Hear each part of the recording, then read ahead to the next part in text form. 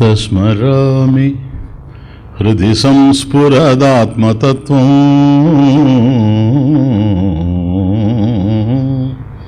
సచిత్సుఖం పరమహంసగతిం తురీయం యత్స్వప్నజాగర సుషుప్తమవైతి నిత్యం తద్బ్రహ్మ నిష్కళమహం నచ భూతసంఘః ఈశ్వరో గురురాత్మేతి మూర్తిభేద విభాగినే వ్యోమవత్ వ్యాప్తదేహాయ దక్షిణామూర్తయే నమః.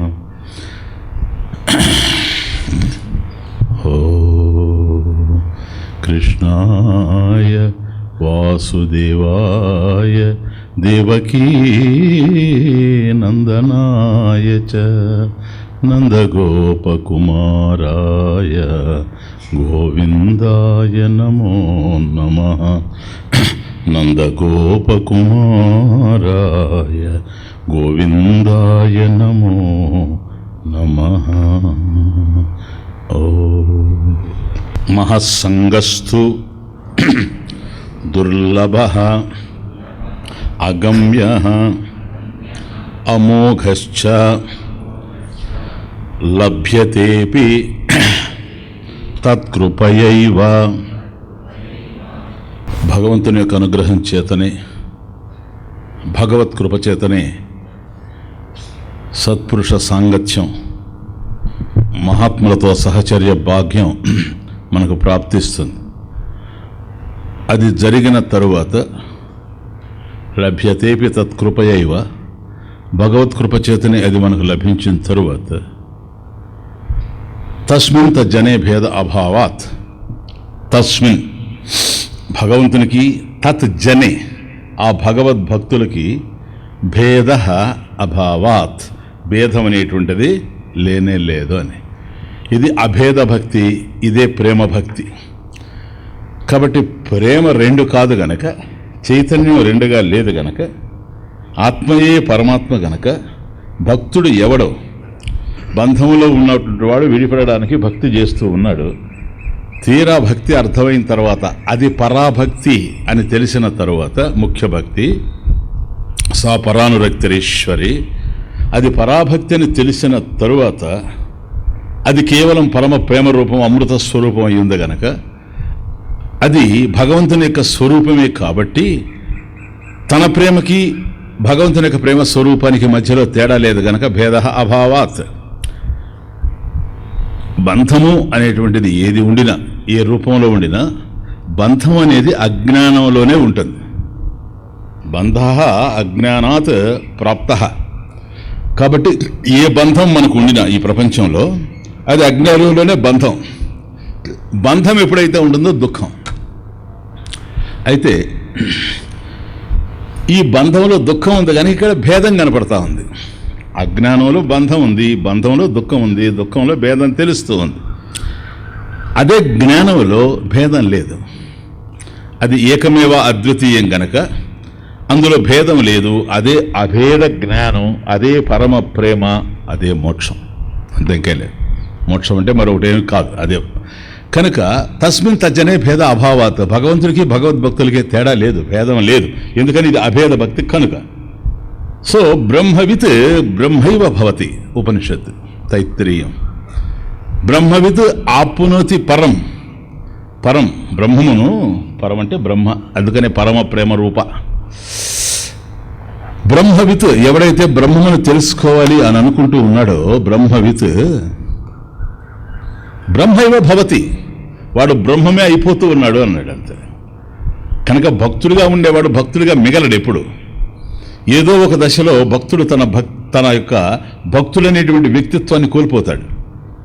ఎందుకని? వాడు వాస్తవానికి పరమేశ్వరుడే గనక. బ్రహ్మవిత్ బ్రహ్మైవ భవతి, భగవంతుడు తెలుసుకునేటువంటి వాడు భగవంతుడే అయిపోతాడు, బ్రహ్మమును తెలుసుకునేటువంటి వాడు బ్రహ్మమే అయిపోతాడు. అంటే ఈరోజు కాకుండా ఉండి రేపు అవుతాడా? ఈరోజు కాకుండా ఉండి గనక రేపు అయితే ఎల్లుండి మళ్ళీ కాకుండా పోతాడు. అది కాలంలో ఏది వచ్చినా అది కాలంలో పోతుంది గనక ఈరోజు బ్రహ్మం కానిటువంటి వాడు గనక రేపు బ్రహ్మం అయితే ఎల్లుండి మళ్ళీ బ్రహ్మం కాకుండా పోతాడు. కాబట్టి ఇప్పుడు ఉన్నటువంటి వాడు బ్రహ్మమును ఏమిటో బ్రహ్మం తెలుసుకోవాలని ఎవడైతే ప్రయత్నం చేస్తున్నాడో వాడు రేపు బ్రహ్మము అవుతాడు అని అంటే దాని అర్థం ఏంటో తెలుసా? ఇప్పుడు అయ్యే ఉన్నాడు, లేకపోతే కాలేడు. మరి అయ్యే ఉంటే ఎందుకు ప్రయత్నం చేస్తున్నాడు స్వామీజీ? తెలియకపోవడం చేత, తాను బ్రహ్మము అనేటువంటి జ్ఞానం కలగకపోవడం చేత. ఇదే అజ్ఞానం. ఈ అజ్ఞానమే బంధం, ఈ బంధంలోనే దుఃఖం, ఈ దుఃఖంలోనే భేదం. ఈ వీటిని ఒక్కొక్కటి ఎప్పుడైతే లేకుండా పోతూ ఉన్నాయో జ్ఞానం కలిగిన తరువాత బ్రహ్మవిత్ బ్రహ్మమును తెలుసుకోవాలనుకుంటున్నాడు, బ్రహ్మమును తెలుసుకుంటూ ఉన్నాడు. ఏమని? బ్రహ్మం ఎక్కడో లేడని. బ్రహ్మవిద్ ఆప్నోతి పరం, అది బ్రహ్మవిత్ పరం ఆప్నోతి, పరం బ్రహ్మమును ఆప్నోతి ప్రాప్నోతి ఇది వాడు పొందుతూ ఉన్నాడు. బ్రహ్మవిదాప్నోతి పరం తదేషాభ్యుక్త సత్యం జ్ఞానమనంతం బ్రహ్మ యో వేద నిహితం గుహాయాం పరమే వ్యోమన్ సోశ్నుతే సర్వాన్ కామాన్ సహ. తైత్రేయం. కాబట్టి ఎవడైతే బ్రహ్మమును తెలుసుకోవాలనుకుంటూ ఉన్నాడో వాడు బ్రహ్మం అయిపోతూ ఉన్నాడు. ఏంటా బ్రహ్మం? సత్యం జ్ఞానం అనంతం. ఫినిష్. ఎప్పుడైతే అనంతమైనటువంటి సత్యం జ్ఞానం ఒకటి పెట్టినా సత్యమైనటువంటి బ్రహ్మము జ్ఞాన రూపంలో ఉంది, సత్యము జ్ఞానమైనటువంటి బ్రహ్మం అనంతంగా ఉంది. అనంతంగా బ్రహ్మం ఉండేటప్పుడు అనంతానికన్నా భిన్నంగా నువ్వు ఉండేందుకు అవకాశం లేదు కనుక నీవు కూడా బ్రహ్మమే. యో వేద నిహితం గుహాయాం పరమే వ్యోమన్ సోశ్నుతే సర్వాన్ కామాన్ సహ. కాబట్టి ఎక్కడుంది ఆ బ్రహ్మం? సత్యం జ్ఞానం అనంతం ఎక్కడుంది?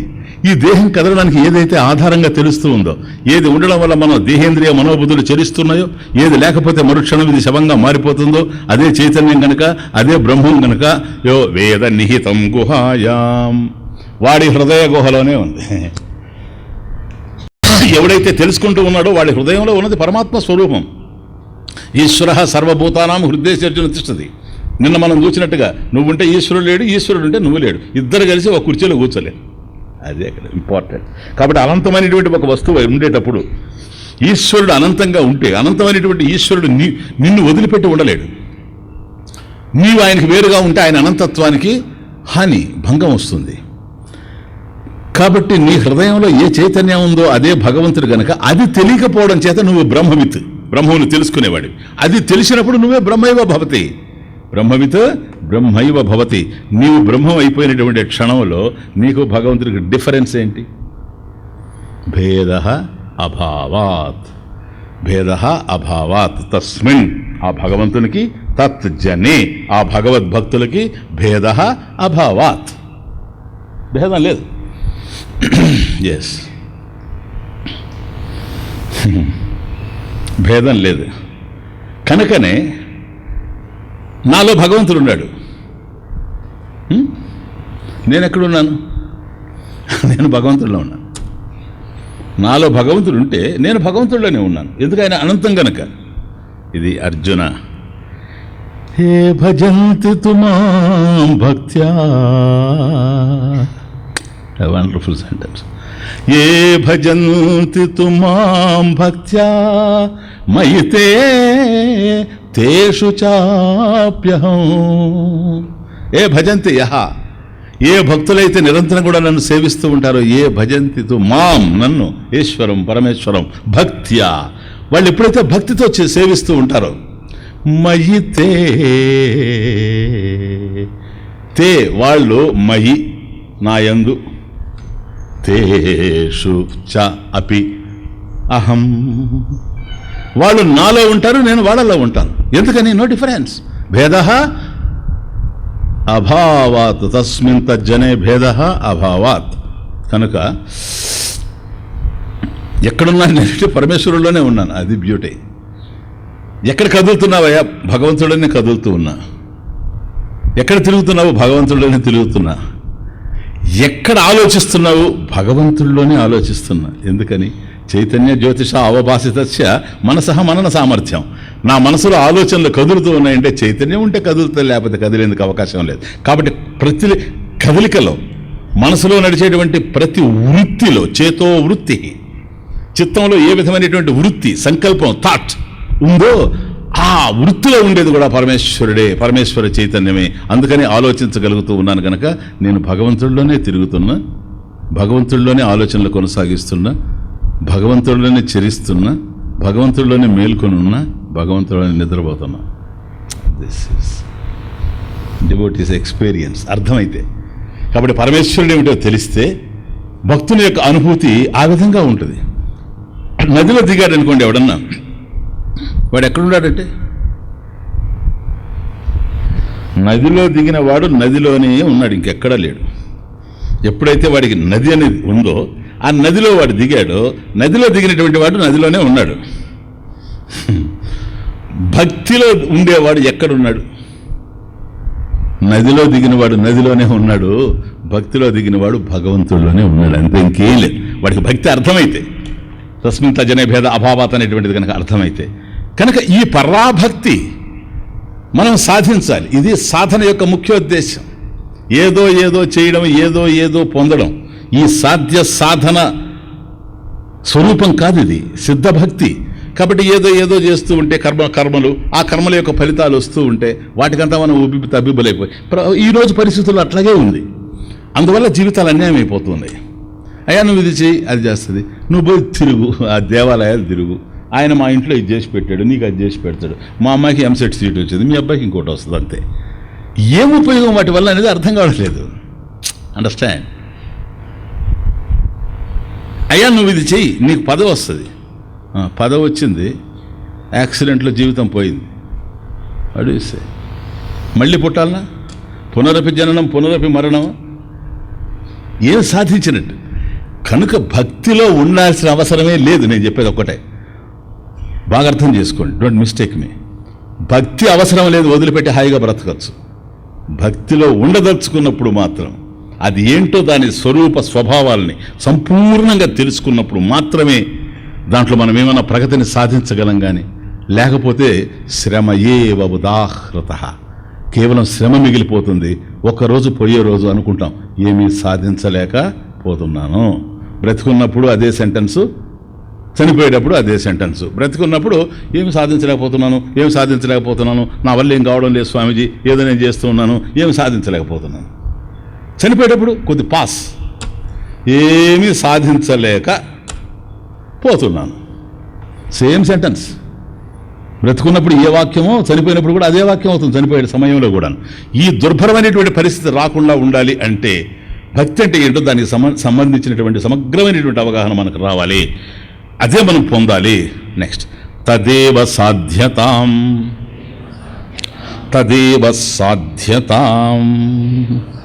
కాబట్టి అటు ఈశ్వర కృప, మహత్కృప ఏవ భగవత్కృపాలేశాద్వా అన్నాడు కదా. కనుక ఈశ్వర కృప, గురు కృప, ఈ రెండింటిని పొంది తద్వారా తదేవ ఆ పరాభక్తి ఏదైతే ఉందో, ఫలరూపభక్తి ఏదైతే ఉందో, ఫలరూపత్వాత్, అది సాధ్యతాం, దాన్ని మనం సాధించాలి. బాహ్యంలో గురువు యొక్క అనుగ్రహాన్ని పొందుతూ ఉండాలి, ఆంతర్యంలో పరమేశ్వరుని యొక్క కృపకు లోనై ఉండాలి. ఈ రెండు గనక జరుగుతూ ఉంటే భక్తిని సాధించేయచ్చు. అందువల్ల దాన్ని 2 సార్లు చెప్పడంలో ద్విరుక్తి ప్రయోగం, పునరుక్తి 2 సార్లు సాధారణంగా ఉపయోగించకూడదు. వేదాంత శాస్త్రంలో అది దోషం కాదు, కానీ సాధారణంగా రిపిటిషన్ అనేటువంటిది ఉండకూడదు. కాబట్టి ద్విరుక్తి ఇది ఆదరార్థం, ద్విరుక్తి ఆదరార్థం. దాని యొక్క ఉపయోగం ఏంటో నొక్కి చెప్పడం అది. అందువల్ల తదేవ సాధ్యతాం, దీన్నే నువ్వు సాధించాలి. ఎందుకో తెలుసా? ఇది వదిలిపెట్టి పక్క మార్గంలో చరించిన ప్రతి ఒక్కరూ నశించిపోవడమే జరుగుతూ ఉంది. దారి మళ్ళినటువంటి వాళ్ళంతా కూడాను అడ్రస్ లేకుండా పోతూ ఉన్నారు. కాబట్టి తదేవ సాధ్యతాం, ఆ మార్గాల్లోకి వెళ్లకుండా తదేవ సాధ్యతాం కౌంతేయ ప్రతి జానీహి నమే భక్త ప్రణశ్యతి.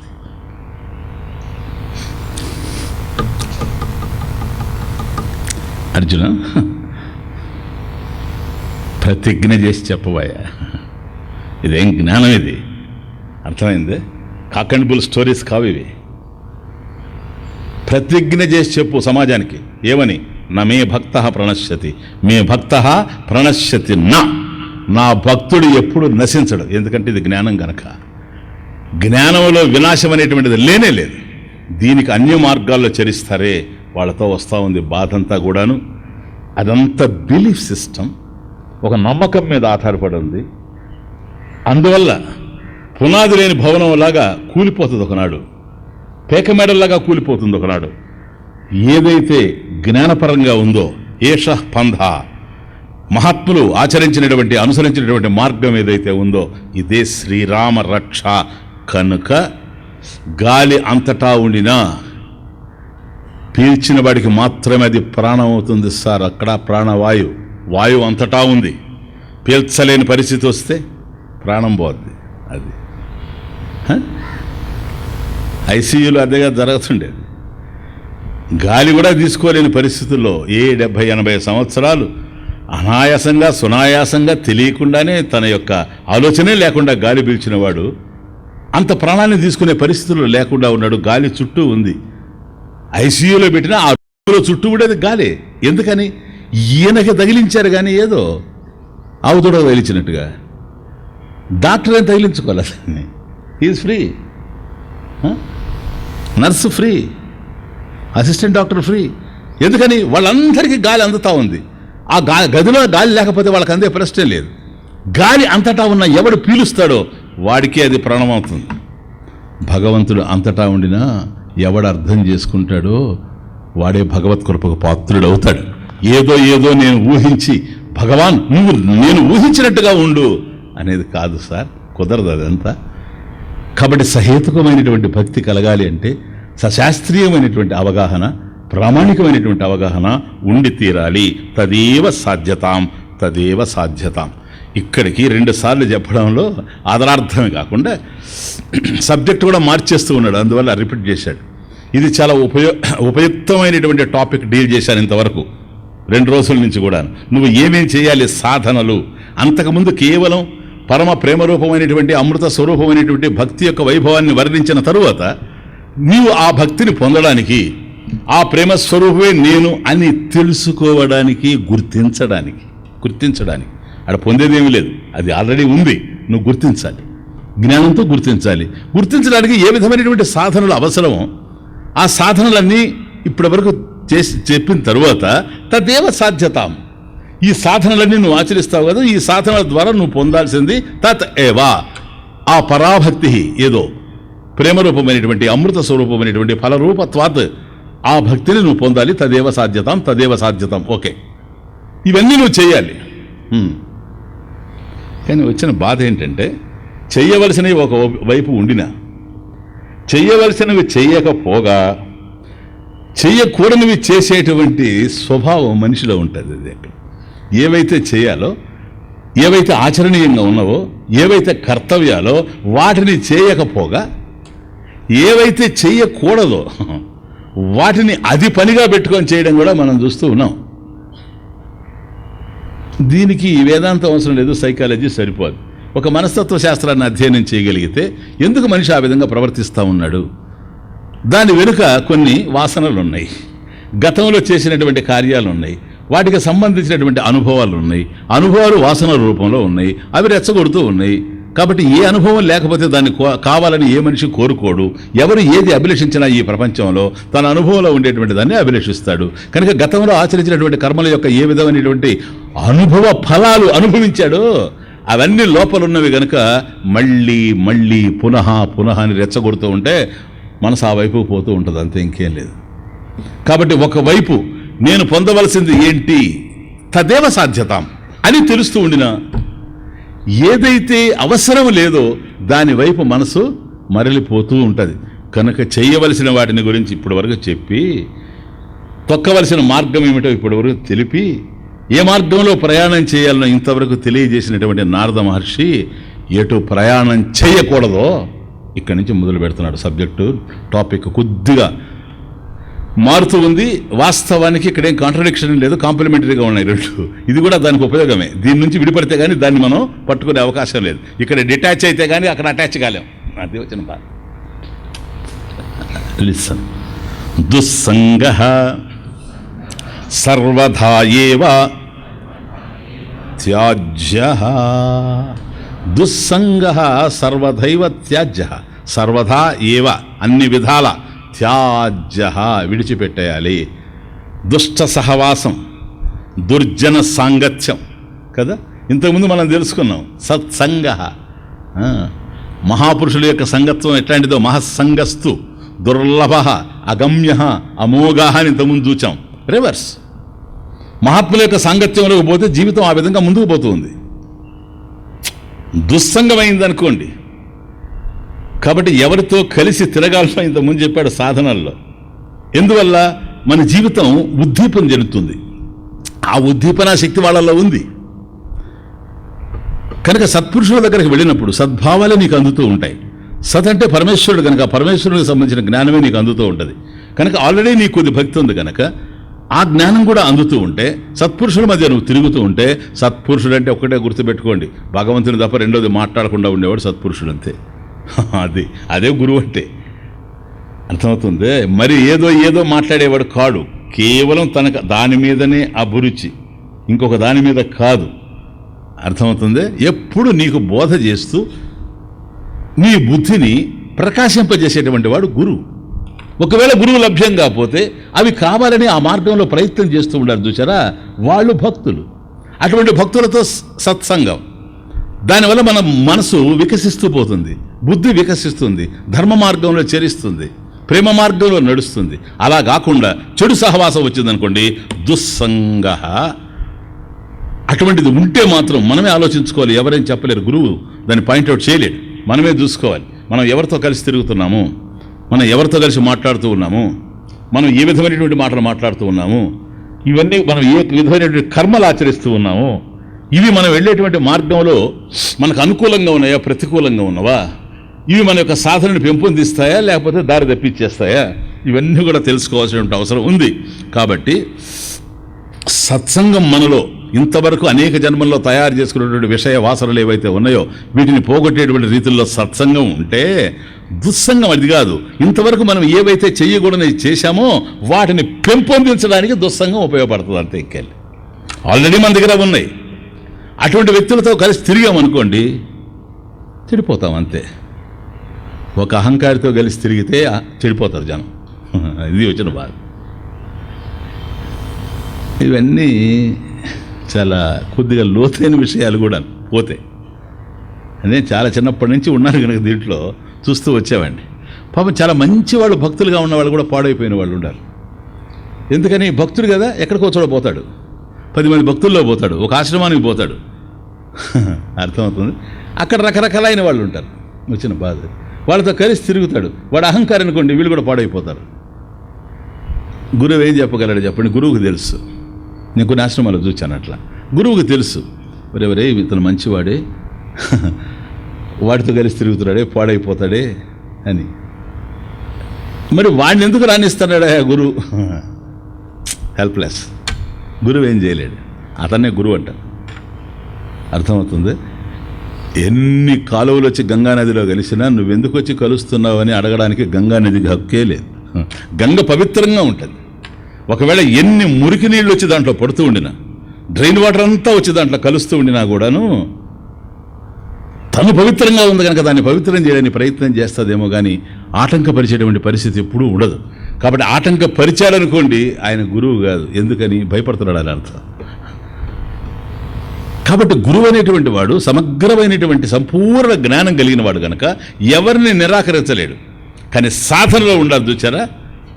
ఇవి ఆశ్రమాల్లో జరుగుతాయి, సత్సంగాల్లో జరుగుతాయి. ఎవడో ఒక్కడు ఉంటాడు పాడైనోడు, వాడు చాలా మందిని పాడు చేసేసి వెళ్ళిపోతాడు.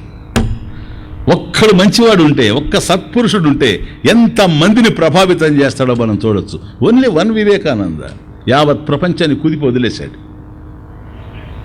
ఒకవేళ మనం కూడా జ్ఞానులం అనేటువంటి అహంకారం ఉంటే అంత పని చేయగలిగిన రోజు అహంకారంతో విరమికనే ఉండదు. ఒకవేళ సాత్విక అహంకారం అంటారు కొందరు, అట్లా ఉండినా కూడా అర్థం ఉంది. కానీ దేనికి లేకుండా భూమికి భారంగా, గాలికి అడ్డంగా బ్రతుకుతూ సమస్తం తెలిసినట్టుగా ఊగిపోతూ ఉంటే దానివల్ల పక్కవాళ్ళు చెడిపోయేటువంటి అవకాశం కూడా ఉంది. ఇదంతా దుస్సంగమే. దుస్సంగ సర్వదా ఏవ, అన్ని విధాల త్యాజ్య. ఆ చెడ్డవాడు మన దగ్గరకు వచ్చినప్పుడు నువ్వు పోవాయి, నువ్వు చెడ్డవాడు అని అనాల్సిన అవసరం లేదు. మనం దూరంగా పోతే సరిపోదు. ఇప్పుడు అది ఎండ ఎక్కువగా ఉంటే నువ్వు నీడలో పోతావా లేదా? అంతే. చాలా ఇంపార్టెంట్. ఇప్పుడు చెడు అలవాట్లన్నీ ఎట్లా వస్తాయి మనిషికి చెప్పండి? పుట్టుకతో ఎవడన్నా వచ్చాడా సిగరెట్ నోట్లో పెట్టుకొని తల్లి గర్భం నుంచి? ఓ బాటిల్ ఎత్తుకొని వచ్చాడా? ఎక్కడ తయారైనవి అవన్నీ నేను అడుగుతున్నాను. నేను అవి ఇక్కడే కదా తయారయ్యాయి. స్మోకింగ్ అనేటువంటిది ఇక్కడే తయారైందా లేకపోతే వచ్చాడు?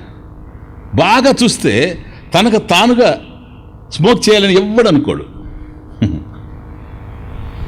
తనకు తానుగా తాగాలని ఎవడు అనుకోడు. ఆ పక్కన స్నేహితుడితోనే వస్తుంది ఆ ప్రాబ్లం. వాడేం చేస్తాడు పాపం, వాడికి ఇంకో స్నేహితుడు ఉంటాడు, ఇప్పుడు వాడు తగిలించాడు వాడికి. అర్థమవుతుంది కనుక ఏదో ఇటువంటి చోట కూడా భగవంతుడితో కృతజ్ఞంగా మనం. మనకు కూడా చిన్నప్పటి నుంచి రకరకాలైనటువంటి స్నేహితులు ఉన్నారు, మనల్ని రెచ్చగొట్టుంటారు. దాంట్లోకి పోలేదు చూడు మనం. నేను అనుకుంటా మహత్కృపయైవ, అంతే, భగవత్ కృపాలేశాత్వ. కనుక అవన్నీ అందరికీ అందుబాటులో ఉన్నాయి. కొందరు మాత్రమే వాటికి అట్లా ఆ వైపు వెళ్ళిపోతున్నారు. కారణం ఏంటంటే చెడు అలవాట్లతో మనిషి పుట్టడు, చెడు సహవాసంలో చెడు అలవాట్లు తయారవుతాయి. అర్థమవుతుంది? ఒక్కసారి అయిన తర్వాత ఆలోచన విధానం ఆ వైపుకే పోతుంది. అది కాబట్టి మనసు దేన్నైతే ఆలోచిస్తూ ఉంటుందో అదే మనిషి చేస్తాడు. మనసు యొక్క ఆలోచనలకు భిన్నంగా మనిషి పోలేడు. మనసులో ఉండేటువంటి ఆలోచనలన్నీ కూడా దుష్ట మార్గంలో ఎప్పుడైతే పోతూ ఉన్నాయో మనిషి దుష్ట కార్యాలు చేస్తాడే కానీ శిష్ట కార్యాలు చేసేటువంటి అవకాశం ఉండనే ఉండదు. సార్, ఈ ఆలోచన విధానం మారాలి అంటే సత్సంగంలో మారుతుంది, సత్పురుషుల యొక్క సహచర్య భాగ్యంలో మారుతుంది. సత్సంగం అంటే అదేమో సంస్థ అని కాదు నా ఉద్దేశం. ఎక్కడ సత్పురుషులు ఉంటే అదే సత్సంగం. అర్థమవుతుంది? ఒక్కోసారి మార్గమధ్యంలో కలుస్తారు. నేను సాధన పంచకమని రాశాను ఒకసారి అనుకుంటాను. నాకు జస్ట్ 15-16 సంవత్సరాల వయసులో నేను తిరువళ్ళూరు అనేటువంటి స్టేషన్లో ట్రైన్ ఎక్కి రేణిగుంటకు వస్తున్నాను, తిరుపతి దగ్గరికి బ్రహ్మోత్సవాలకు వెళ్ళాలి. ఆ మార్గ మధ్యంలో ఒక ట్రైన్లో ఒక సాధువు పిచ్చోళ్ళలా కనపడ్డాడు నాకు. ఏదో భిక్షగాళ్ళు ఉంటారు కదా, ఇది ట్రైన్స్లో భిక్షగాళ్ళు పోతుంటారు, అట్లా కనపడ్డాడు నాకు. కొంతసేపు అయిన తర్వాత ఆయన దగ్గర ఉండే జ్ఞానం అర్థమైపోయింది. నేను ఏడుస్తూ కూర్చున్నాను. అన్నారు, అబ్బో ఏంది ఓ సరస్వతి మాట్లాడుతున్నట్లుంది అని. స్వామి ఈ జ్ఞానం మాకు ఎప్పుడు రావాలి అలా ఆయన అన్నాడు. వస్తుందిలేని ఆయన ఎక్కువ చదివినట్టుగా ఉండవి అన్నాడు. అప్పుడే పుస్తకాలు కాదు ప్రధానం, విషయం పట్టుకోవాలి. శంకర భాష్యం చూచావా ఎప్పుడన్నా అని అన్నాడు. ఎందుకంటే నేను మాట్లాడుతున్నాను ఎదుటి వ్యక్తితో, దాంట్లో దోషాలు చూస్తున్నాడు ఆయన. అప్పుడు అన్నాడు, నువ్వు ఇలా చెప్తున్నావు కదా, భగవంతుడు నాలో ఉన్నాడు అని అంటున్నావు నువ్వు. అప్పుడు నువ్వెవరు? నువ్వు దేహం అనే కదా అర్థం. సంచిలో మామిడి పండు ఉందంటే నాలో దేవుడు ఉన్నాడు, ఆత్మ ఉంది అని నువ్వు అంటుంటే నువ్వేనా ఆత్మ? నీలో ఆత్మ ఉన్నది అని నువ్వు అనడంలో ఏమవుతా ఉంది నాయన? నువ్వు దేహం అని అర్థం కావడం లేదా నీకు? దేహం నువ్వైతే అనిత్యం కదా, మరి ఆత్మ నువ్వెట్లవుతావు అంటూ ఈ విధంగా ఊరికే మీకు ఎగ్జాంపుల్ చెప్తున్నా. అలా నేను ఏవేవైతే ఒక అర్ధగంట ఎదురుగా ఉండే వ్యక్తితో మాట్లాడుతూ వచ్చానో ఇతను నెగ్లెక్ట్ చేసి అవన్నీ తప్పులని చెప్పాడు. నేను ఏడుస్తూ ఆయన కాళ్ళ మీద పడ్డాను. మరి ఇంత నాలెడ్జ్ ఉందా ఇతను? కానీ ఏం చేయమంటారు స్వామిజీ నన్ను అంటే 15 సంవత్సరాలు పూర్తయిన వయసు అది. అప్పుడు అన్నాడు, your thought makes you a saint or a sinner. ఆయన సెంటెన్స్ అది. నీ ఆలోచనే నిన్ను పాపిగానో పుణ్యాత్ముడిగానో తయారు చేస్తుంది, అంతే అన్నాడు. ఈ చిన్న సెంటెన్స్ కదా, your thought makes you a saint or a sinner. నువ్వు పాపివో సాధువో నీ ఆలోచన మీద ఆధారపడి ఉంటుంది నాయన అని అన్నప్పుడు, whether you believe it or not, 1 సంవత్సరం రోజులు అది నన్ను వెంటాడింది. ఆ వాక్యం ప్రతి క్షణం ఆలోచించేవాడిని అప్పట్లో. అవును, ఈ విధంగా మనం ఆలోచిస్తున్నాం, ఈ ఆలోచన వల్ల మనం ఏమవుతాం, ఓ పని చేస్తుంటే ఈ పని వల్ల మనం ఏమవుతాం, ఈ థాట్ ఏంటి, ఇది నన్ను పాపిని చేస్తుందే లేక సాధువుని చేస్తుందే అని. కాబట్టి ఒక్కొక్కసారి ఒక డైరెక్షన్ వచ్చినప్పుడు, అది చిన్నదే కావచ్చు, ఆ మహాత్ముల యొక్క వాళ్ళ మాటల్లో నుంచి వచ్చినప్పుడు మనకు సంస్కారం ఉంటే పడుతుంది. మళ్ళీ అదొకటి అర్థమైంది, సంస్కారం కూడా అవసరం, ఇంపార్టెంట్. కనుక సంస్కారం మనకుంటే మహాత్ముల యొక్క మాటలు ఏవైతే ఉన్నాయో మనకు ఒక దశ నిర్దేశం చేస్తాయి. అదే ఇట్లా పోవాలి అనేటువంటిది మనకు తెలుస్తుంది. కనుక ఆలోచన విధానం మారుతుంది. కానీ ఇక్కడ అది ఎట్లాగైతే ప్రభావాన్ని చూపుతుందో చెడు సహవాసం కూడా అట్లాగే ప్రభావాన్ని చూపుతుంది. అందువల్ల సర్వదా ఏవా అన్ని విధాల అంటే సెల్ ఫోన్లో కూడా వదిలేయాలని అర్థం. అది దాని అర్థం. కేవలం ఇక్కడ మాట్లాడడమే కాదు, వాడు మళ్ళీ ఫోన్ చేసినప్పుడు కూడా ఏ విధంగా దాని నుంచి తప్పించుకోవాలనో. ఎందుకని ఫోన్లో నుంచి కూడా అందించగలడు విషయాన్ని. కాబట్టి దుస్సంగ సర్వదా ఏవ త్యాజ్య, దాన్ని అన్ని విధాలా విడిచిపెట్టేసేయాలి. ఎందుకని ఎప్పుడైతే దుస్సంగం ఉంటుందో, చెడు భావాలు మనలో ఉంటాయో, మనసు కలతబడిపోతూ ఉంటుంది. కలతబడేటువంటి మనసు సదా ఆందోళనలో ఉంటుంది. ఆందోళనలో ఆవేదనలో ఉండేటువంటి మనసు ప్రశాంతమైన ధ్యానాన్ని కొనసాగిస్తుంది. బాగా అర్థమేం చేసుకో. ఇటువంటి చోట ఒక్కొక్క చోట కాలు దారుతారు మళ్ళీ. ఇవన్నీ ఇన్ని తెలిసినా తెలియని వాళ్ళకి తెలిసినా ఇప్పుడు మళ్ళీ ఏమంటారు తెలుసా, ఇదే వచ్చారు బాధ. వేదాంతం అది చాలా వ్యాస్ట్ సబ్జెక్టు. పైకి 2 మెట్లు ఎక్కినట్టే ఉంటుంది, అర్థం కాకపోతే 2 మెట్లు కిందకి దిగినట్టే ఉంటుంది. ఎక్కడ ఎక్కుతున్నామో ఎక్కడ దిగుతున్నామో మనకు అర్థం కాదు. కనుకనే ఆచార్యవాన్ పురుష వేద అని చెప్పడంలో ఉపనిషత్తు అర్థం అదే. గురువు ఉంటేనే నిన్ను నడిపించగలడు, కానీ నీ అంతటి స్వాతంత్ర్యంలో బ్రహ్మజ్ఞానాన్వేషణం నా కుర్యాత్ చేయడానికి అవకాశం లేదు. ఎందుకని ఈ మనసుతో బాధ. ఇది అనేకమైనటువంటి అనుభవాల నుంచి కదిలి వచ్చేది. కొందరు అంటారు ఉండని నాయన, ఇది చూడండి దౌర్భాగ్యపు భక్తిది. ఏంటో తెలుసా, ఒక చెడ్డవాడు ఉన్నాడు అనుకోండి, ఉండని నాయన, ఎవరి చెడు వాళ్ళది, ఎవరిది వాళ్ళది, ఎవరిది వాళ్ళది, అందరిలో ఉన్నది వాసుదేవుడే. ఓహో డేంజర్. బ్రిటిష్ వాడు భారతదేశాన్ని పట్టుకోవడానికి ప్రధానమైన కారణం ఇది. మీకు చెప్తున్న అసలు విషయం. వాడు ఇచ్చిపోవడానికి కారణం ఏదో గతంలో ఉన్న ప్రధానమంత్రి చెప్పాడు. సరేనా? గతంలో దేశాన్ని పాలించినటువంటి ప్రధానమంత్రి వాడు ఎందుకు ఇచ్చిపోయాడు స్వాతంత్రం మనకనే చెప్పాడు. నేను అదిగా చెప్తున్నది, వాడు ఎట్లా పట్టుకోగలిగాడని. ఎంతమంది వచ్చి ఉంటారు మొదట్లో ఆంగ్లేయులు భారతదేశానికి? కేవలం వ్యాపారం కోసం వచ్చినటువంటి వాళ్ళు ఇంత విశాలమైనటువంటి దేశాన్ని పట్టుకోగలిగారంటే ఏం లేదు, వాడు ఎక్కడ పట్టుకుంటూ ఉంటే కూడాను అది భగవంతుడు ఆయనకు అనుగ్రహించింది. ఏం చేస్తాం, అది భగవత్ కృప ఉండడం వల్లనే ఆ రాష్ట్రం ఆయనకు పోయింది. ఇది వ్యవహారం. అర్థమైంది? అక్కడ వివేకానంద స్వామి రియాక్ట్ అయింది. Muscles of iron, nerves of steel and gigantic wills. ఈ దౌర్భాగ్యపు భక్తి ఉపయోగం లేదు. దేశాన్ని కూడా సర్వనాశనం చేసేసింది ఈ భక్తి. భక్తులకు కావాల్సింది ఏంటంటే ఇనుప నరాలు, ఉక్కు కండరాలు కావాలి అన్నాడు. ఏమంటే ఆయన సాధువుగా ఉండి ఇట్లాంటి మాటలు, ఆ విమర్శలు కూడా ఉన్నాయి, విన్నాం చిన్నప్పటి నుంచి ఇవన్నీ. ఇంకా అటువంటివి పట్టించుకోవాల్సిన అవసరం లేదు, ఆ విమర్శలను పట్టించుకోవాల్సినటువంటి అవసరం లేదు. కానీ విచిత్రం ఏంటంటే, ఏమయ్యా ఇది దేశం కదా, దీనికి పద్ధతి ఉంది కదా, మరి నువ్వెవరు, నువ్వెందుకు వచ్చావు, నువ్వు వ్యాపారం చేసుకోవడానికి వచ్చిన వాడు వ్యాపారం చేసుకుని వెళ్ళిపో, మా దేశంతో నీకేం సంబంధం అని ఒక్కరు క్వశ్చన్ చేయలేదు. చేసుంటే వాళ్ళు కంటిన్యూ అయ్యే అవకాశం లేదు. ఇంత పెద్ద రాజ్యంలో ఇంతమంది రాజులు ఉండేటప్పుడు, సామంతులు ఉండేటప్పుడు ఆ మాత్రం ఎదుర్కోలేకపోయారంటే దానికి కారణం భక్తి. భక్తి అంటే నా ఉద్దేశం నేను టీచ్ చేసే భక్తి కాదు, జ్ఞానరహిత భక్తి. అది అందువల్ల దేశాన్నే పోగొట్టుకున్నాం మనం. అర్థమవుతుంది ఇప్పుడు. ఈ చచ్చు భక్తి, నీరస భక్తి ఇది పనికిరాదు. ఎప్పుడు భక్తుడు అనేవాడు ఉత్సాహపూరితంగా ఉండాలి. కానీ ఇప్పుడు అదొకటి మళ్ళీ వైరాగ్యం లేదండి ఆయనకి అని. వైరాగ్యం అంటే ఎట్లా ఉండాలి?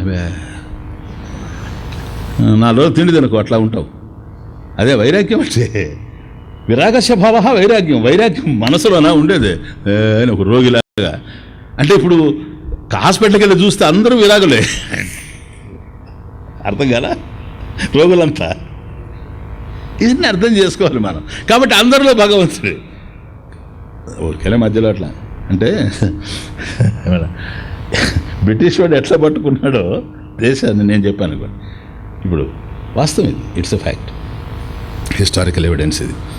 ఇకపోతే వాడు ఎందుకు ఇచ్చిపోయాడు స్వాతంత్రం అంటే గతంలో మనకున్న ప్రధానమంత్రి చెప్పాడు. మీరు అనుకుంటున్నారేమో మనం ఏదో త్యాగాలు చేశామని, రక్తపాతం అని, అదని ఇదని, స్ట్రైకులని, క్విట్ ఇండియా అని, వాటి వల్ల ఇచ్చిపోయాడని. నేను మాత్రం అట్లా అనుకోవడమే లేదని. ఎందుకంటే ఆయన కూడా పాపం పాల్గొన్నాడు కదా అప్పుడు. ఏదో నిష్కలంకమైనటువంటి ప్రధానమంత్రి, దోషం లేనటువంటి వాడు. అర్థమవుతుంది? రెస్ట్ తీసుకుంటున్నాడు ఇప్పుడు, అది వేరే విషయం. కానీ ఆయన చెప్పింది ఏంటంటే ఎందుకు ఇచ్చిపోయినాడు అని అంటే వీటి వల్ల కానే కాదని. మరి ఎందుకు, ఇది పార్లమెంట్లో చెప్పాడు, మరి ఎందుకు ఇచ్చాడయ్యా? మన ఇంగ్లీష్ భరించలేక వాడు ఇచ్చేసి వెళ్ళిపోయాడు. అది that is what Vajpayee said. You know సరే, ఆయన అలా నవ్వుతూ ప్రవచించడం ఆయనది ఒక మార్గం అనుకోండి, అది కాదు. దాంట్లో ఎంత ఉందనేది వేరే విషయం. కానీ ఒకసారి అందరూ నవ్వగలిగారు, కనీసం 10 మంది నవ్వే అవకాశాన్ని ఇవ్వడం కూడా ఇట్స్ ఎ బ్లెస్సింగ్. కొందరు కనుక వచ్చారంటే మనం ఏదో అయిపోతాం, హాయిగా ఉంటాం, మనతో మాట్లాడాలని వస్తారు, జబ్బుపడిపోతాం మనం వాళ్ళు కొద్దిసేపు మాట్లాడిపోతే. ఎందుకని లేనిపోని బాధలన్నీ తెచ్చి మన తలలో పెట్టేసి వాళ్ళు ప్రశాంతంగా వెళ్ళిపోతారు, మనం మంచం ఎక్కుతాం. ఇట్లా ఉండకూడదు ప్రపంచంలో. నువ్వు ఆనందంగా ఉండాలి, ఇతరులకు ఆనందాన్ని ఇవ్వాలి. అది సహచర్య భాగ్యం అంటే. సత్సంగం ఎప్పుడూ ఆ విధంగా ఉండాలి. అందువల్ల అంతా భగవంతుడే కాబట్టి చెడ్డవాడు కూడా భగవంతుడే, వాడితో కలిసి తిరగడం కూడా భగవంతుడితో తిరగడం. అండర్స్టాండ్? ఇక్కడే దెబ్బ తగులుతూ ఉండేది. ఈ నీరస భక్తిని వదిలేయాలి. రామ రామ జయ రాజా రామ, రామ రామ జయ సీతారామ. సర్వము సర్వేశ్వరుడే అయినా రాముడు దైవము రావణుడగునా. సర్వము సర్వేశ్వరుడే అయినా రాముడు దైవము రావణుడగునా. సదాచారము సజ్జన సంగతి, సదాచారము సజ్జన సంగతి ప్రగతికి సుగతికి ఆధారము. సదాచారము సజ్జన సంగతి ప్రగతికి సుగతికి ఆచారము. విశిష్టమైనది ఈశ్వర మహిమా, విశిష్టమైనది ఈశ్వర మహిమా. విభూతి సుందరుని వైభవము. రామ రామ జయ రాజా రామ, రామ రామ జయ సీతారాం. అంతా భగవంతుడే, అందరిలో భగవంతుడే. రాముడు భగవంతుడే, రావణుడు అవుతాడు చెప్పండి? రావణుడు కూడా భగవంతుడే. ఏది ఉపనిషత్తు ప్రకారం చూస్తే ఎప్పుడు రావణుడు రావణుడుగా కాకుండా రాముడుగా ప్రకాశించిన రోజు రాముడు రావణుడే. బ్రహ్మవిద్ బ్రహ్మైవ భవతి. ఇప్పుడు మంచినీళ్ళు తాగుతాం, మంచినీళ్ళలో ఏముంది బాగా అర్థం చేసుకుని? ఏముంది స్వామిజీ? H2O కదా. ఆ ఫార్ములా మనకెందుకు తెలియదు. ఓకే, H2O కదా, హైడ్రోజన్ ఆక్సిజనే కదా, ఇంకేం లేదు కదా నీళ్ళల్లో. అదే కదా ప్రాణాధారం. మరి మినరల్ వాటర్ ఎందుకు తాగుతున్నావు నువ్వు? నాకు అర్థం కాలేదు. అది ఇది విషయం. పూర్వపు రోజుల్లో ఇట్లేదు. ఇప్పుడు ఎవరు పోతున్నా కూడాను ఓ బాటిల్ ఒకటి పక్కన పట్టుకొని, హార్మ్లెస్ లేదు నేను చెప్పేది. బాటిల్స్ చాలా ఉంటాయి పక్కన పట్టుకొని పోయే. నేను అదిగా చెప్పేది. ఇది కొద్దిగా హార్మ్లెస్ మనకు. కాబట్టి ఇది తీసుకొని పోతున్నాం, ప్యూర్ వాటర్. అది సార్ ఇంకేం లేదు. దాంట్లో ఏదైతే మలినం ఉండిందో ఆ మలినం అంతా తొలగిపోయింది, నిర్మలమైనటువంటి వాటర్. కాబట్టి అది నాకు ఆరోగ్యంగా ఉంటుంది అని చెప్పి కదా నువ్వు మినరల్ వాటర్ తాగుతావు. అంతేనా కాదా? కనుక డ్రైన్లో వాటర్ ఉంటుంది, అదేంటి? అది H2O కాదా? Come on tell me. ఒక ఇంప్యూర్ వాటర్ ఉంటుంది సార్, అదేంటది? ఆ వాటరు H2O కాదా? ఈ ప్యూర్ వాటర్ ఏంటి? ఇది H2O కాదా? ఇది వాటరే కదా, అది వాటరే కదా అని దాన్ని తాగుతాం మనం. అందువల్ల అందరిలో భగవంతుడు ఉంటాడు అని దుష్టుల్లో కూడా భగవంతుడిని చూసే పరిస్థితికి ఎదగడం మంచిది కాదు. అది సాధు పురుషులకే సాధ్యం కానీ, జ్ఞానులకే సాధ్యం కానీ. అనవసరంగా భూమి విడిచిపెట్టి సాము చేయాలనుకోకూడదు ఎప్పుడు. నేల విడిచి సాము మంచిది కాదు. మనం చేసే సాధనలో మనం ఏ స్థాయిలో ఉన్నామో, ఉపనిషత్తు విన్నంత మాత్రాన మనం బ్రహ్మములు అయిపోం. మనం ఏ స్థాయిలో ఉన్నాము, ఇది వెరీ వెరీ ఇంపార్టెంట్ ప్లీజ్. కనుక మహాత్ములు వాళ్ళు ఏం చేసినా, ఆదిశంకరాచార్య స్వామి, అది ఫ్యాక్టో కాదో వేరే విషయం, కానీ సీసం తాగాడు అని ఉంది. విద్యారణ్య స్వామి రచించినటువంటి శంకర విజయంలో ఉంది. సరేనా? మరి అది వాస్తవం కాదు, అటు పక్కన పెట్టండి. అట్లని చెప్పి అందరం తాగుతామా? ఎవరికో మహాత్ములు, వాళ్ళకి సాధ్యం కావచ్చు కూడాను. కనుక అంతా కూడాను H2O అయినా మురికి వాటర్ని ఎట్లాగైతే మనం పానం చేయమో, ప్లీజ్ అట్లాగే అందరిలో ఉండేది పరమేశ్వరుడే అయినా ఈ దశలో మనం సాధకులం గనక మన సాధనకి ఏది ఉపయుక్తమో అంతవరకు పెట్టుకోవాలి. సజ్జన సాంగత్యంలో మనం ఉండాలి. మనమేమి సర్వత్రా సమదర్శనం చేసేటువంటి మహాజ్ఞానులు అని మనమే మూర్ఛరోగిలాగా బోర్డు వేసుకొని తిరగాల్సిన అవసరం లేదు. ఆ స్థాయికి మనం ఎదగాలి. దేర్ఫోర్ అంతవరకు దుస్సంగ సర్వదా ఏవ త్యాజ్య. అన్ని విధాల దుస్సంగం వదిలిపెట్టాలి. స్వామీజీ వదిలిపెట్టను, పెట్టుకో, ఎవరి దెబ్బైంది? ఎవరు బాధ్యులు ఈ ప్రపంచంలో? చెప్పగలిగిన వాళ్ళమే కానీ చేయించగలిగే స్థాయి ఎవరికి ఉంది? ప్లీజ్ ముంచుకుంటాను, ఏమి దానివల్ల నాకు నష్టం? వాడు కదా చెడ్డవాడు, నేను చెడ్డవాడిని కాను. ఏం నష్టం? ఏమి నష్టమో చెప్తున్నాడు. కామ, క్రోధ, మోహ, స్మృతిభ్రంశ, బుద్ధినాశ, సర్వనాశ కారణత్వాత్. అది పైన ఒక రబ్బర్ బంతిని తీసుకెళ్ళి ఒక పైన మెట్టు మీద కనుక దానికి వేసేసామంటే చెక్క చెక్క చెక్క చెక్క స్టెప్ బై స్టెప్ కిందకి డౌన్ఫాల్ ఎట్లా ఉంటుంది చూడండి. అక్కడ పైన మనం వేసేసిన తర్వాత అది మెట్టు మీద పడి కిందకి ఎట్లాగైతే వచ్చేస్తుందో దుస్సంగం అట్లా తీసుకెళ్ళిపోతుంది. సత్సంగం అట్లా కాదు, ఇది ఎక్కిస్తుంది. సత్సంగత్వే నిస్సంగత్వం, నిస్సంగత్వే నిర్మోహత్వే నిశ్చలతత్వే జీవన్ముక్తి. అంత అయిపోయింది. మోక్షం సోపానుక్రమంగా మనల్ని పైకి తీసుకెళ్లేటువంటిది. ఇది మెట్టుగా పతనానికి దారి తీసేటువంటిది. ఎట్లా దారి తీస్తుందంటే కామ, క్రోధ, మోహ, స్మృతి భ్రంశ, బుద్ధినాశ, సర్వనాశ కారణత్వాత్. వీటన్నిటికీ అదే కారణం అయిపోయి ఉంటుంది దుస్సంగం. మంచి సెంటెన్స్ ఇది. చిన్నప్పుడు మనం ఎలిమెంటరీ సెక్షన్లో అక్కడ ఇప్పుడు అంటాంలే, అబ్బాయి నేను చేయలేదని. కాబట్టి అప్పుడు చదువుకునేటప్పుడు పక్కవాడిని చూసి కాపీ కొట్టేసేవాళ్ళం కదా. ఏదో ఒకటో రెండన్నా కాపీ కొట్టుంటాం కదా. ఇది ఒకటి అట్లా కాపీ కొట్టిన సెంటెన్స్ ఇది. గీతలో లేదా ఇది? ధ్యాయతో విషయాన్ పుంస సంగస్థేషు ఉపజాయతే సంగాత్ సంజాయతే కామః కామాత్ క్రోధః అభిజాయతే క్రోధాత్ భవతి సమ్మోహః సమ్మోహాత్ స్మృతి విభ్రమః స్మృతిభ్రంశ బుద్ధినాశాత్ ప్రణశ్యతి స్మృతిభ్రంశాత్ బుద్ధినాశాత్ ప్రణశ్యతి. Same order. అంటే నారదుడు కాపీ కొట్టాడని కదా దాని అర్థం. ఇంతకు మించి చెప్పలేరు. అది ఆడ సాక్షాత్తు భగవంతుడే చెప్పాడు కనుక యాజ్ ఇట్ ఈస్ దాన్ని తీసుకొచ్చి ఇక్కడ పెట్టాడు, అంతే, ఇంకేమి లేదు. కామ, క్రోధ, మోహ, స్మృతిభ్రంశ, బుద్ధినాశ, సర్వనాశ కారణత్వాత్. ప్లీజ్ దుస్సంగం ఇట్లా తీసుకొని వస్తుంది. మొదట దుస్సంగం రావడం వల్ల అది కోరికల్ని కదిలేటట్టు చేస్తుంది. కామ. ఒక్కసారి మనం వెనక్కిపోయి చూస్తే ఒక 4వ సూత్రం 5వ సూత్రం అక్కడికి పోతే అక్కడ కనబడ సా నా కామాయమాన నిరోధ రూపత్వాత్. చూచాం కదా ఆ సూత్రాన్ని. కాబట్టి సా ఆ భక్తి ఎట్లాంటిది? నిరోధ స్వరూపం గనక కామాయమాన నా కోరికల్ని కదలనివ్వదన్నాడు. ప్రపంచకమైనటువంటి విషయ వాసనల వైపు మనసును పోనివ్వదు. సా కామాయమాన నిరోధ రూపత్వాత్. ఇది అట్లా కాదు, కోరికల్ని కదలనిస్తుంది. దుస్సంగం కోరికల్ని రెచ్చగొట్టేస్తుంది, అంతే. ఎవరితో అయితే మనం కలిసి తిరుగుతూ ఉంటామో ఏం మాట్లాడతారు వాడు చెప్పండి. కొంతసేపు భగవంతుడికి దూరంగా 10 విషయాలు మాట్లాడిన తర్వాత ఆ విషయాల్లో ఏదో ఒక విషయం మన మనసుని పట్టుకుంటుంది. పట్టుకున్న తర్వాత దాంట్లో కోరిక ఏర్పడిపోతుంది. అది దాని గురించి తదేకంగా చింతిస్తూ ఉంటాం గనక, తదేకంగా భావన చేస్తూ ఉంటాం గనక ధ్యాయతో విషయాన్ పుంసః సంగస్తేషు ఉపజాయతే సంగః తేషు ఉపజాయతే తేషు విషయేషు. కాబట్టి కామ అంటే ఇచ్ఛా విషయేషు, అది కామః. ఇచ్ఛా విషయేషు కామః.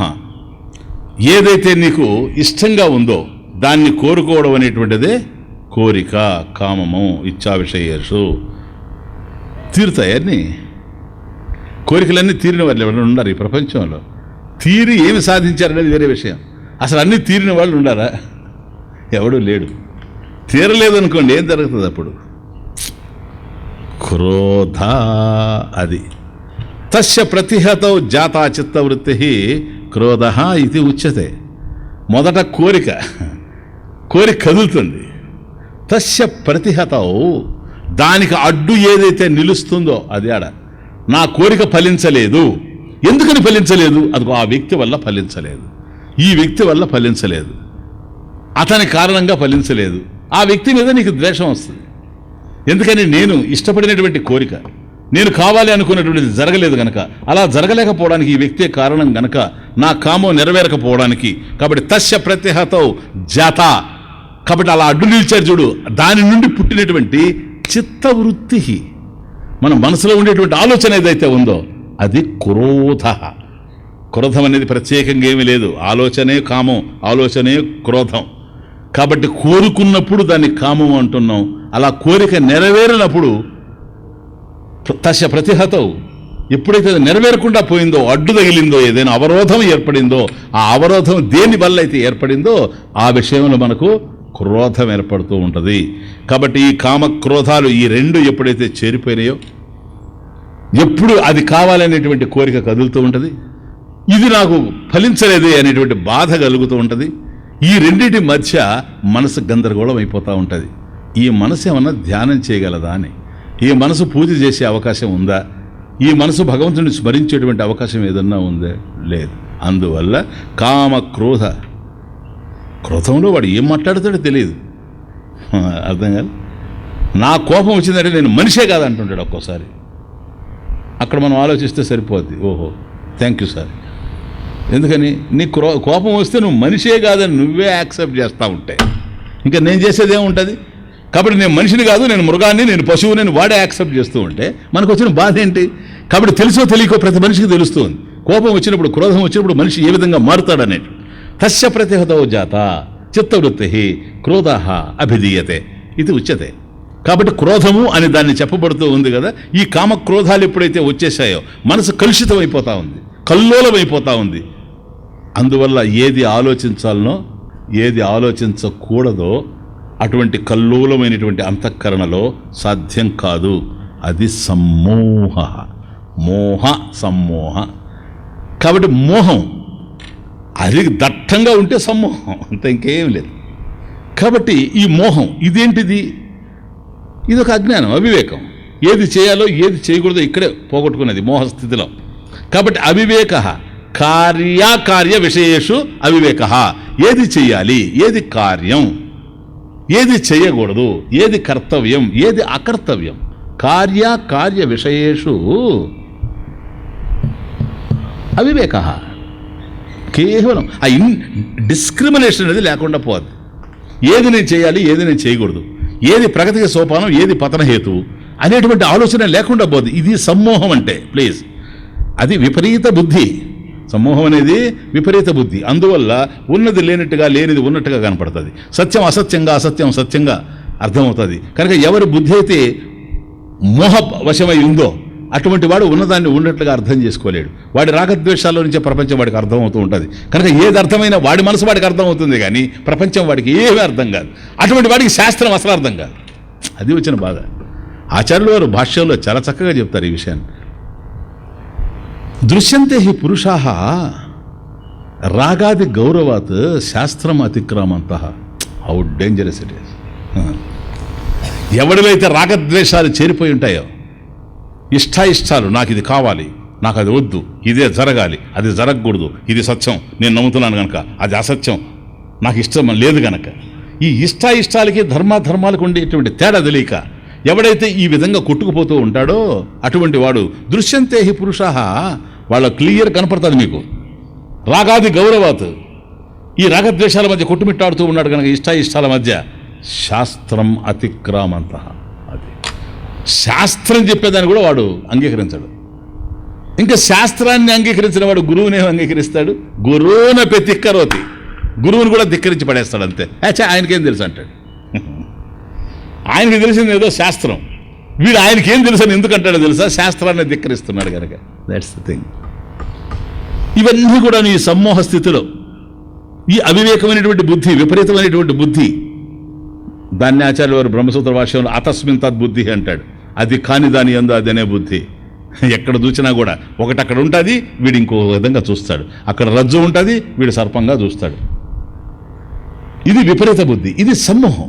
కాబట్టి కామం దుస్సంగం వల్ల, అది తీరనప్పుడు క్రోధము, ఈ కామక్రోధాల వల్ల మనసు పరిపల విధాలుగా కలత చెందుతూ ఉండడం, ఎప్పుడైతే మోహంలో ఉందో స్మృతి భ్రంశ, మెమరీ పోద్ది, మెమరీ ఇస్ లాస్ట్. ఘోరం.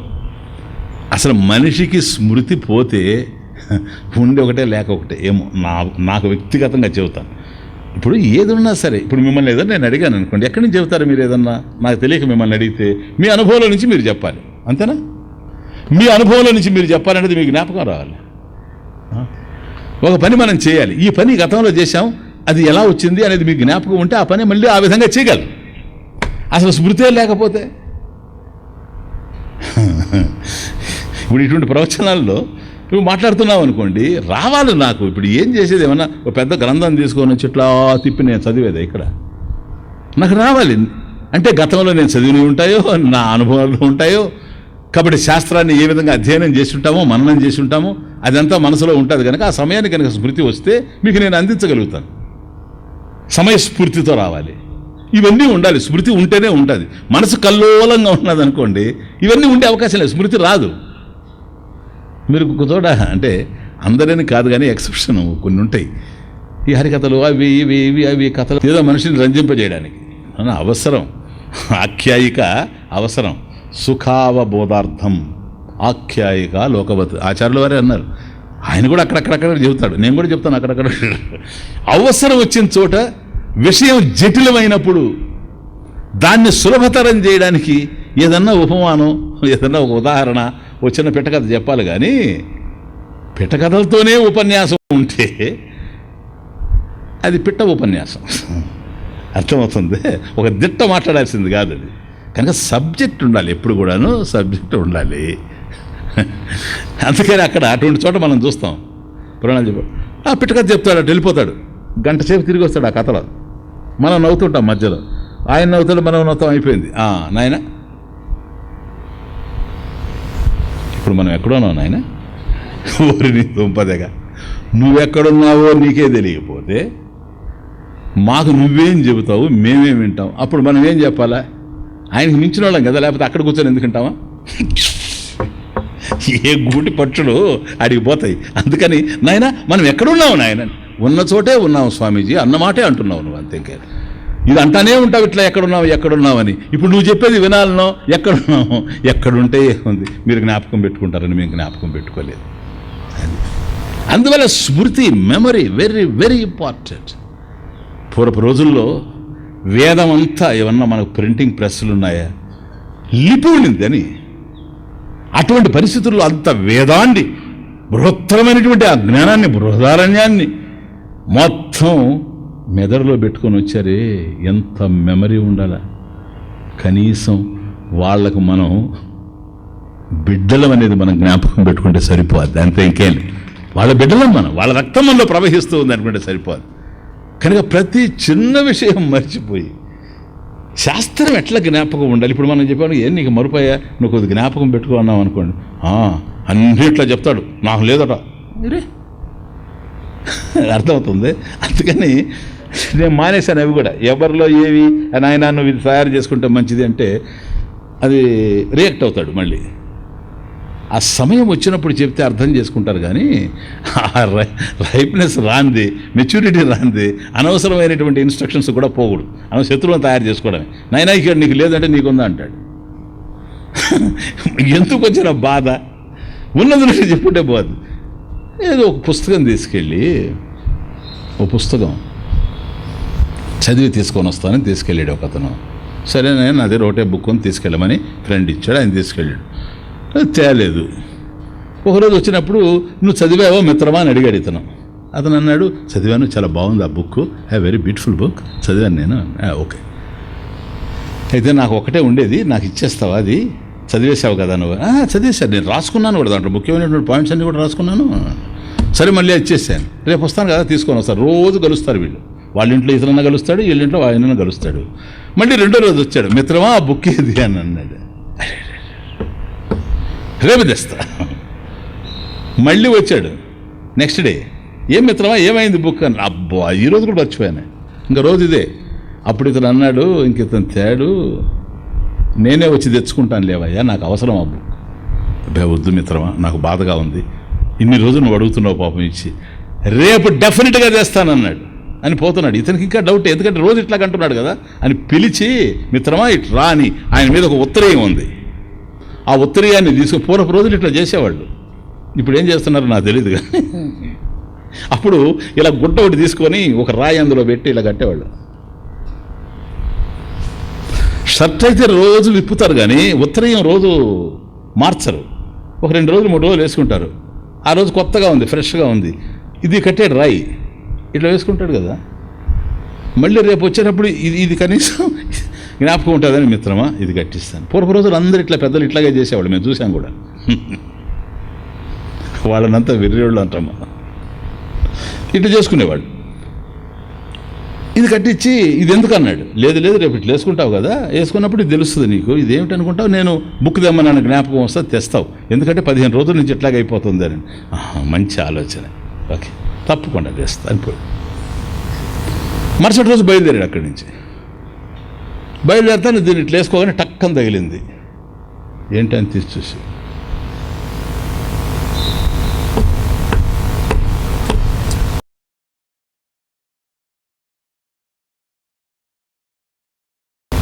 సరళా ఆవిడ వచ్చింది. నువ్వేమన్నా తెమ్మన్నావా? తెమ్మన్నాను కదండి. ఏం తెమ్మన్నావు? పట్టుచారా?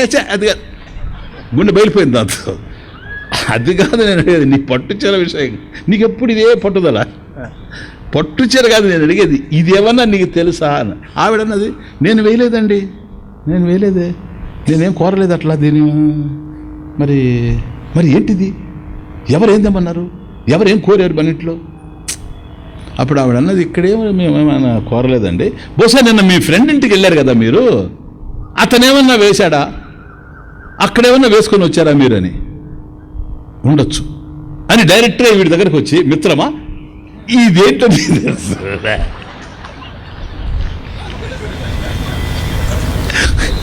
అతను అన్నాడు, తెలియదు. ఇంకేం తెలుసు నీకు? మీ ఇంటికి వచ్చి నేను తెచ్చుకోవాలని తెలుసు, ఇంక లాభమే లేదు. ఇదేస్తే ఇది కూడా ఏంటని వాడిని అడిగితే సరేనా? ఇప్పుడు మీకు ఏదైనా మరిపోస్తుంది అనుకోండి, ఎప్పుడన్నా ఇది జ్ఞాపకం వస్తుంది. ఇప్పుడు నేను ఇంతసేపు కష్టపడి చెప్పిందంతా ఉండదు, ఇది జ్ఞాపకం వస్తుంది. ఓహో మనకు కూడా ఈ మరుపు రాకూడదు అనుకుంటారు కదా, అంతవరకే ఒక అనెక్డోట్ ఉపయోగపడాలి. ఇప్పుడు ఇది పెట్టకథ ఇది కదా, ఒకసారి మీరు నవ్వేశారు కదా, రిలాక్స్ అయిపోయారు, అంతే చాలు. ఇది జ్ఞాపకం ఉంటుంది, మీకు ఉపయుక్తంగా ఉంటుంది, ఇలా చెప్పాలి. అందువల్లనే ఆచార్యులు వారు ఆయన ఏ మాట చెప్తే ఆయన అడుగులు ఎటు పోతూ ఉంటే వాటికి దండం పెట్టి పోవడం తప్ప నాకు రెండో మార్గమే తెలియదు. నా టీచింగ్ అంతా కూడాను నేను బోధించేటప్పుడు కూడా ఆలోచన చేస్తాను, ఇదేమన్నా ఆచార్యుల వారి యొక్క బోధకి ఏమన్నా డిఫరెంట్గా నేను పోతున్నానని ఆలోచన చేస్తాను. ఎందుకంటే అదొక్కటే మార్గం. ఇప్పుడు గీత అంటే గీత యొక్క హృదయం తెలిసినవాడు ఆయన ఒక్కడే. కాబట్టి శంకర భాష్యం అంటారు, కారణం అదే. కనుక స్మృతి అనేది ప్రధానంగా ఉండాలి. ఏది ఉన్నా లేకపోయినా స్మృతి ఉంటే చాలు. విద్వాన్ సర్వత్ర పూజ్యతే అంటే స్మృతి వల్లనే, ఇంకోటి కానీ కాదు. స్మృతి పోయింది అనుకోండి, స్మృతి భ్రంశ. ఇంకా స్మృతి లేని ఆ బుద్ధి ఉండి ఉపయోగం ఏంటి చెప్పండి? లోపలేమి లేకుండా లాకర్ ఉన్నట్టు అర్థం ఉండ. లాకర్ ఉంటే దాంట్లో ఏదో కొద్ది డబ్బో అదో ఇదో బంగారమో పేడో ఏదో ఒకటి ఉండాలి, కానీ ఏమీ లేకుండా ఖాళీ లాకర్ ఉంటే అది ఎందుకు ఉన్నట్టు చెప్పండి? అందువల్ల బుద్ధి ఉంది, దాంట్లో ఏమి ఉండదు, జ్ఞానం ఉండదు, మెమరీ ఉండదు, ఏమీ ఉండదు. ఎందుకు ఉన్నట్టు? అది బుద్ధి నాశ. అది ఉన్నా లేనట్లే. బుద్ధి లేనప్పుడు ఇంక మనిషికి పశువుకి ఏంటి డిఫరెన్స్? సర్వనాశ కారణత్వాత్. కాబట్టి అన్నీ పోయినట్లే అవుతా ఉంది. కాబట్టి ఇదంతా ఎక్కడి నుంచి బయలుదేరుతా ఉందండి? ఆందోళన, మనసులో ఆందోళన ఎందుకు వచ్చింది? దుస్సంగ. ఇక్కడ దుస్సంగ అంటే కేవలం వ్యక్తులతోనే కాదు, విషయాలతో కానీ. ప్లీజ్, ఒక గ్రంథం చదువుతాం, ఇది చదవదగిందా కాదా? ఓ టీవీ చూస్తాం, ఇది చూడదగిందా కాదా? ఏదంటే వాళ్ళకి 24 గంటలు కావాలి కదా, ఎంత చెత్తను తెస్తారు పాప వాళ్ళు మాత్రం. ఆ చెత్త అంతా మన తలలో దించుకుంటే ఆ తర్వాత ఆ చిత్తం పూజకు పనికి వస్తుంది, జపానికి పనికి వస్తుంది, స్వాధ్యాయానికి పనికి వస్తుంది. కాబట్టి ప్రతి చోట ఉంది దుస్సంగం. అంటే కేవలం దుష్ట వ్యక్తులు, చెడ్డవాళ్ళనే కాదు, చెడు వైపు మన మనసును తిప్పేది ఏదైనా సరే లేదు. అండర్స్టాండ్? కాబట్టి దుస్సంగ సర్వదైవ త్యాజ్య, లేకపోతే ఇవన్నీ కలిగే అవకాశం ఉంటుంది. మరి ఇంత జరిగేటప్పుడు ఎందుకని స్వామీజీ తొలగించుకోలేరు? ఇది బాధ. తెలుస్తుంది కదా ఇంత క్లియర్గా, భక్తులే కదా, ఎందుకని దీనికి దూరంగా ఉండలేకపోతున్నారు? క్యాన్సర్ను గనక ప్రారంభ దశలోనే గనక కనిపెట్టగలిగితే ఈజీగా క్యూర్ చేసేస్తారు ఈ రోజుల్లో. చాలా పెద్ద డాక్టర్, ఫేమస్ డాక్టర్, మీ అందరికీ తెలిసినవాడు అనుకోండి, నాతో ఒకసారి అన్నాడు ఇట్లాని, స్వామీజీ బిగినింగ్ స్టేజ్లో అయితే అది దాన్ని ఇంక తరిమి కొట్టేయడమే ఆ దేహం నుంచి. కానీ దురదృష్టం ఏంటంటే అది అడ్వాన్స్డ్ స్టేజ్లోనే తెలుస్తుంది, 4th స్టేజ్లో తెలుస్తుంది. అప్పుడు చేయగలిగేది ఏమి ఉండదు, హెల్ప్లెస్ కండిషన్. ఇది ఒక దురదృష్టం ఆ వ్యాధితో. బిగినింగ్లో కనుక తెలిస్తే తొలగించుకోవచ్చు, కానీ అది ఎవరిని చూస్తున్నాము 90% 4th స్టేజ్లోనే దాన్ని డిటెక్ట్ చేయడం జరుగుతోంది. అక్కడనే వస్తుంది ప్రాబ్లం అని.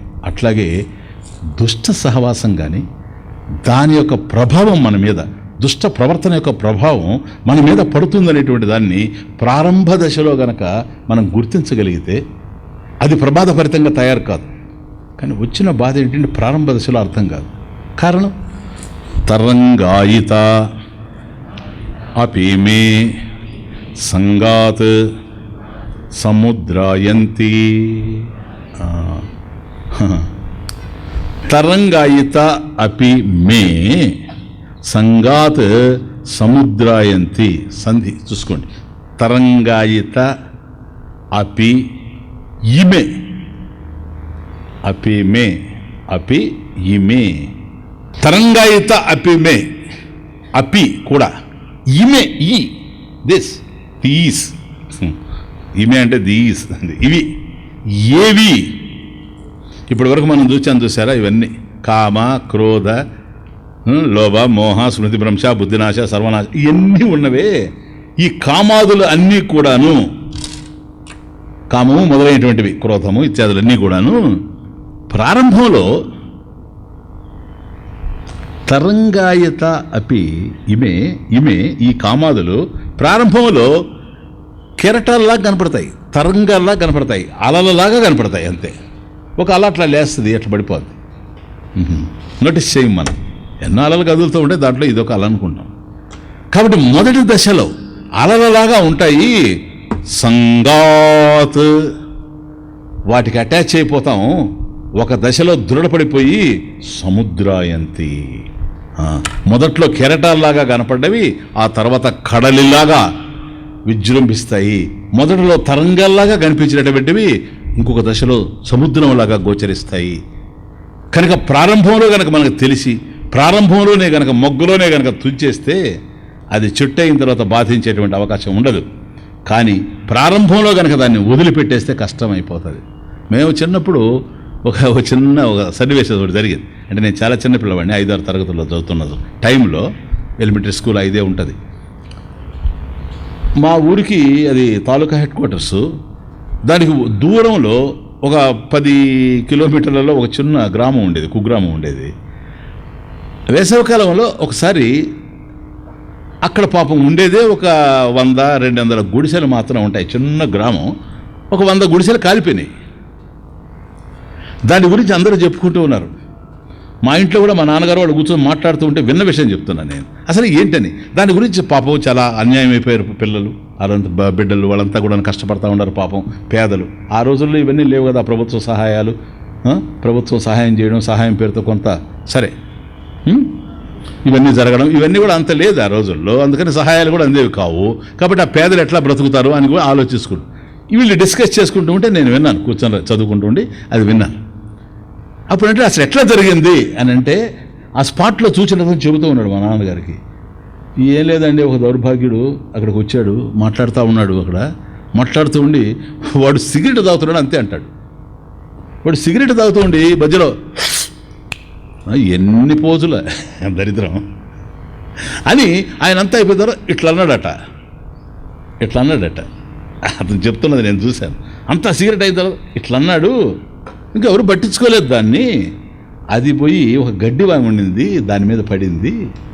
అది అంటుకున్నది, ఆ పక్కనే ఉండేటువంటి గుడిసె అంటుకున్నది, దాని తర్వాత ఇంకో గుడిసె అంటుకున్నది, అలా అంటుకుంటూ పోయి ఒక 100 గుడిసెలు ఇట్లా కాలిపోయినాయి. వాళ్ళంతా పాప నిరాశ్రయులైపోయారు, దుఃఖిస్తూ ఉన్నారు పేదవాళ్ళంతాను అని చెప్పుకుంటుంటే నేను విన్నాను. కాబట్టి ఒక చిన్న అంత నిప్పు రవ్వ ఇంత పెద్ద దావానలాన్ని సృష్టిస్తుందని, అంత అగ్నిని సృష్టిస్తుందని, అన్ని ఇళ్ళు దగ్ధమైపోవడానికి కారణం అవుతుందని మనం ఊహించగలమా? నో. తరంగాయి తాప్యమే సంగాత సముద్రాయంతి. నాకు ఎప్పుడు ఇది వచ్చిన అది జ్ఞాపకం వస్తూ ఉంటుంది, ఈ సూత్రం వస్తే నాకు అది జ్ఞాపకం వస్తూ ఉంటుంది. కాబట్టి చిన్న చిన్నవి జరుగుతాయి ఒక్కొక్కప్పుడు, అవి పెద్ద మరణహోమాలకు దారితీస్తూ ఉంటాయి. కాబట్టి ఈ కామాదులు ఏవైతే ఉన్నాయో ఇమే తరంగాయి తాపి, అవి మొదట్లో అలల్లాగా కనిపించిన సంగాత సముద్రాయంతి ఒక దశలో భయంకరంగా తయారవుతాయి గనక ఆ పరిస్థితి రాకుండా జాగ్రత్త పడుతూ ఉండాలి. అలా గనక ఉండినట్లయితే మాయని మనం దాటేయచ్చు, మహిమను మన సొంతం చేసుకోవచ్చు. తర్వాత చూడండి, కస్తరతి మాయాం వేసేసాడు ప్రశ్న. సబ్జెక్ట్ మారిపోతుంది, టాపిక్ డిఫరెంట్. కహ తరతి మాయాం. మాయని ఎవడు దాటుతాడు, మాయని ఎవరు దాటుతారు? 2 times అడుగుతున్నాడు. మాయాం కహ తరతి, ఎవడు దాటుతాడు మాయని? కహ తరతి, ఎవడు దాటుతాడు? చాలా పెద్ద విషయం. మాయను దాటడం అంతా సాధ్యమైంది కాదు, అందుకని 2 సార్లు అడుగుతున్నాడు. ఎవరు దాటుతారు? మాయను దాటితే కానీ మహిమ తెలియదు. మహిమలో వెలగాలంటే మాయను దాటేయాలి. మాయని ఎవరు దాటుతారు అనేది ప్రశ్న. భగవంతుడే అన్నాడు భగవద్గీతలో అర్జున, దైవీ హ్యేష గుణమయే మమ మాయా దురత్యయా. నా మాయను దాటడం అంత సాధ్యం కాదు నాయన, దుస్సాధ్యం, దురత్యయ అని భగవంతుడే భగవద్గీతలో చెప్పడం జరిగింది. ఇది ఒక మంచి సబ్జెక్టు. ఆ మాయను దాటేది ఎట్లాగో నారద మహర్షి అద్భుతంగా వివరిస్తాడు. రేపు ఆ టాపిక్ మనం స్టార్ట్ చేస్తాం. ప్లీజ్ స్వామీజీ, ఈరోజు 5 అయినాయి మన సూత్రాలు. మీకు నా ఆలోచన మాత్రం తీసేయండి, ఎందుకంటే రామాయణం విషయం, సాయంత్రం విషయం నేను చెప్పలేను కానీ, ఎందుకంటే 15 రోజులు అనేది రామాయణానికి ఊహకు అందని విషయం. ఇటీవల ఒక 4 సంవత్సరాల క్రితం ఇప్పుడు అవే క్యాసెట్స్ ఉండేది రామాయణం మీద, డివిడీస్. నిజామాబాద్లో నేను 21 రోజు మాట్లాడితే అక్కడే నాకు సరిపోలేదు, చాలా టాపిక్స్ వదిలేయాల్సి వచ్చింది. 21 రోజు మాట్లాడితే 15 రోజులని కుదించేటప్పటికి ఇంకా ఏం చేయాలనో అర్థం కాలేదు. ఏదన్నా ఒక నెల రోజుల పాటు కూడా కాదు, ఒక 40 రోజులు ఒక మండలం అయితే కొంత జస్టిస్ చేయగలమేమో రామాయణానికి. బట్ వేరాస్ నారద భక్తి సూత్రాలు మాత్రం ఫుల్గా నా కంట్రోల్లో ఉంది. మీరు దాని గురించి ఆలోచించాల్సిన అవసరం లేదు, అర్థమవుతుంది. ఇది మాత్రం మీకు ఆలోచనే వద్దు, ఎందుకంటే నన్ను అడుగుతున్నారు అప్పుడు దర్శనకు వచ్చిన వాళ్ళు అడుగుతున్నారు, స్వామీజీ చాలా ఉన్నాయో సూత్రాలని. నీకు సూత్రాల సబ్జెక్ట్ అని కాదు, ఎక్కడ ఉందో నాకు తెలుసు, ఎక్కడ తగ్గించాలో తెలుసు, ఎక్కడ ఎక్కించాలో తెలుసు. ఇదేం కొత్త కాదు, అందుకని మీకు చెప్తున్నాను నేను. Full control.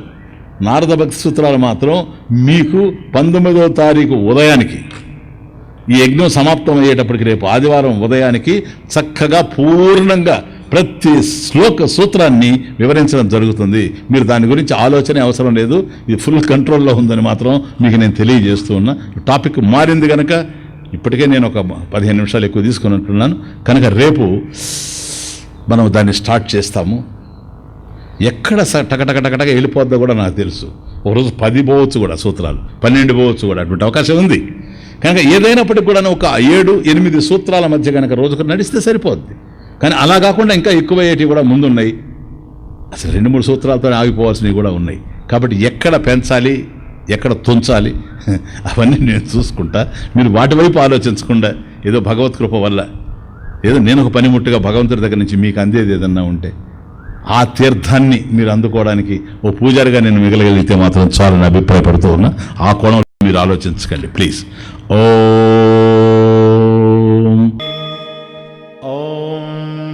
పూర్ణమదః పూర్ణమిదం పూర్ణాత్ పూర్ణముదచ్యతే పూర్ణస్య పూర్ణమాదాయ पूर्णमेवावशिष्यते।